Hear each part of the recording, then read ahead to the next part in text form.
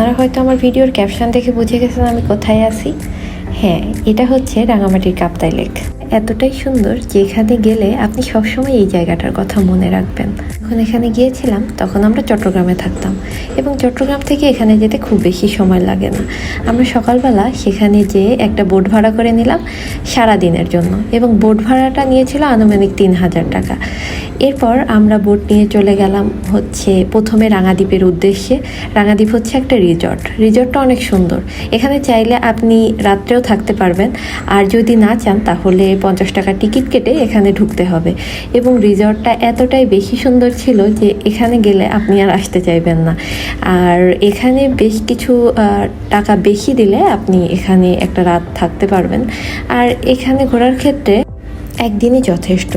তারপর আমরা চলে গেলাম শুভলং ঝর্ণা দেখতে এবং শুভলং ঝর্ণা যেতে বেশ আমাদের অনেকটা সময় লেগেছে, কিন্তু চারপাশের পরিবেশটা অনেক সুন্দর ছিল, আমি বেশ উপভোগ করেছিলাম। এবং এখানে তখন একটু জল কম ছিল, যার কারণে আমাদেরকে বেশ কিছুটা হেঁটে শুভলং ঝর্ণার দিকে যেতে হয়েছে।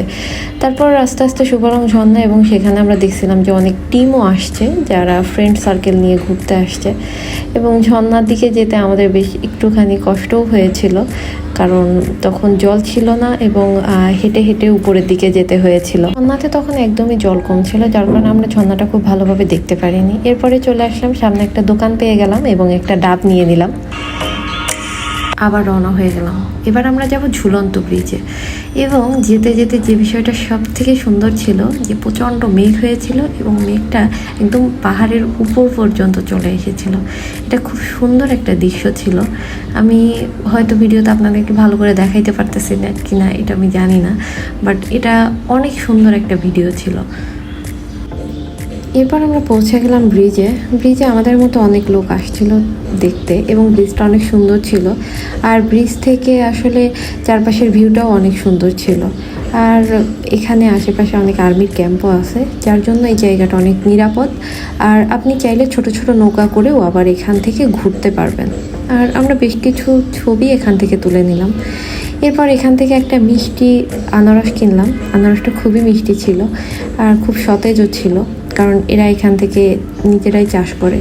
এরপর উপরের দিকে সেই মামা পেয়ে গেলাম, যার কাছ থেকে একটু ঝালমুড়ি নিলাম। ঝালমুড়িটা অনেক মজা ছিল, আপনারা যখন যাবেন অবশ্যই এটা ট্রাই করে দেখতে পারেন, এটা হয়তো আপনাদের ভালো লাগবে।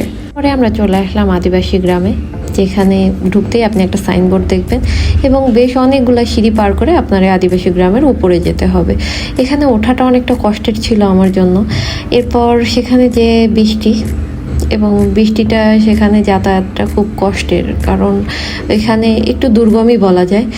আর বেশ কিছু দোকান আছে ওইখানে, যেখান থেকে আপনি বেশ অনেক ড্রেস, শাড়ি আর ব্যাগও কিনতে পারবেন। এবং ওই দোকানগুলোর পিছনেই হচ্ছে এই দোকানের মালিকদের বাড়ি, তারা ওইখান থেকে এগুলা তৈরি করে এবং তারপরে হচ্ছে নিজেরাই এগুলা এখানে বিক্রি করে। যেখানে উঠতেছি এখানে মূলত আমরা যাচ্ছি খাওয়ার জন্য। এখানে একটা রেস্টুরেন্ট মতো আছে, রেস্টুরেন্টটা বেশ অনেকটা জায়গা নিয়ে এবং সুন্দর। সেখানে যে বেশ কিছু আইটেম খেলাম, তার ভিতরে সালাদ ছিল, ডাল ছিল, ব্যাম্বো চিকেন ছিল, আর একটা ভাজি আর সবজি জাতীয় জিনিস ছিল, যেটা আসলে আমি নামটা আমার এই মুহূর্তে মনে নেই, বাট মোস্ট ইম্পর্টেন্ট হচ্ছে ব্যাম্বো চিকেন। আর এখন আসলে বাড়ি ফেরার পালা। জায়গাটা অনেক সুন্দর, খাবারগুলো অনেক মজা ছিল, আপনারা কখনো গেলে এটা ট্রাই করবেন। জায়গাটা যদি কখনো আবার সুযোগ পাই হয়তো আবার যাব। সেই সময় আসলে একটু বসে উপভোগ করতেছিলাম লেকের বাতাসটা, অনেক সুন্দর ছিল এবং আপনারা চাইলে সেখানে ভ্রমণ করতে পারেন।